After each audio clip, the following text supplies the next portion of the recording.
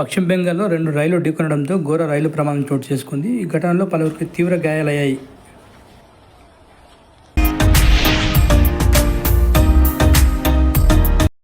అనంతపురం జిల్లా తాడిపత్రికి చెందిన లాల్ సమీర్ దారుణ హత్య విచారణ చేపడుతున్న పోలీసులు.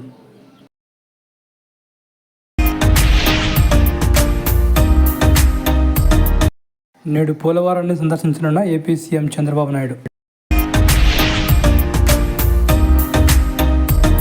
నీట్ పేపర్ లీక్ కాలేదు, 2 చోట్ల మాత్రమే అవకతవకలు. కేంద్ర మంత్రి ధర్మేంద్ర.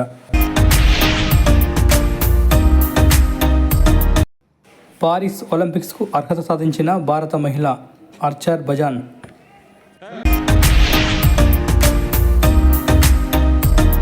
ఏపీ ప్రజలకు బక్రీద్ శుభాకాంక్షలు తెలిపిన ఏపీ సీఎం చంద్రబాబు, వైకాపా అధినేత జగన్.